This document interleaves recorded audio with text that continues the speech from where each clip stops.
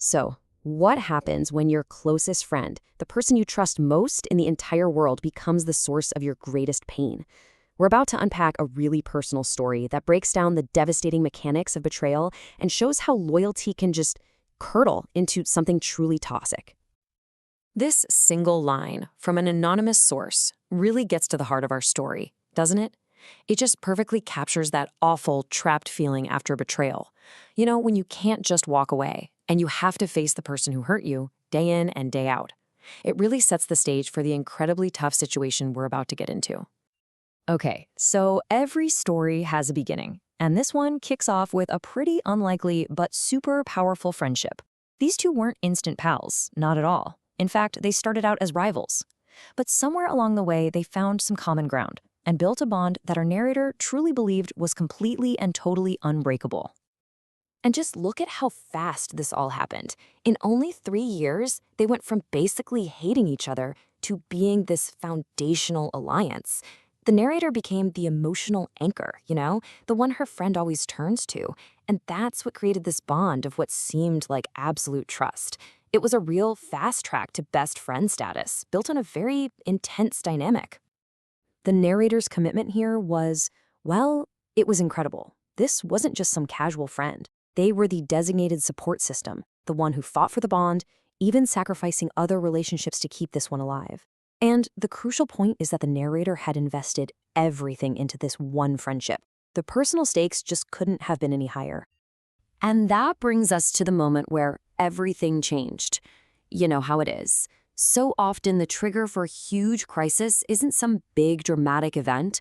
It's a seemingly small schoolyard argument that just spirals into something much, much more dangerous. So here are the players. The narrator and her best friend get into it with another girl, we'll just call her R. The problem? R's boyfriend is the school bully. And it's a known fact by students, even by teachers. This immediately adds this layer of a genuine physical threat to what was, just an argument. And this is where the fear really kicks in. The conflict escalates from a fight between a few girls to a direct threat against family. The bully can't easily target them, so this rumor starts spreading that he's going to go after the best friend's brother. All of a sudden, the consequences feel incredibly real and deeply personal for the friend. This brings us right to the climax of the story, the moment of truth, where loyalty was put to the test under extreme pressure. And here's the kicker. The narrator was absent, completely unaware that her best friend was about to make a decision that would change absolutely everything. So with the narrator sick at home, the friend takes control. But instead of defending what they did together, she makes a deal to save herself and her family. She throws the narrator completely under the bus, painting her as the one and only instigator and redirecting all of the bully's anger squarely onto her. A complete and total betrayal. Let's just pause here for a second, because what happened is a textbook case of scapegoating. When you're faced with a threat and you're feeling guilty or scared, you unfairly transfer all the blame onto one person, in this case the narrator, to get yourself out of the conflict. It's a powerful psychological trick, but for the person being targeted, it's absolutely devastating. So what happens when you're made the scapegoat by your closest friend? Well, the fallout was immediate, it was brutal, and it was multifaceted, affecting every single aspect of the narrator's social and emotional life. The damage was just catastrophic. The narrator lost her entire friend group practically overnight because her best friend was controlling the story. The bully's aggression was then turned on her boyfriend, who was physically attacked. She was publicly humiliated, emotionally broken. This wasn't just a betrayal, it was a systematic demolition of her social standing and her safety. And when she was confronted, this was the friend's first line of defense. Just notice the language. I was stuck, it was affecting my family.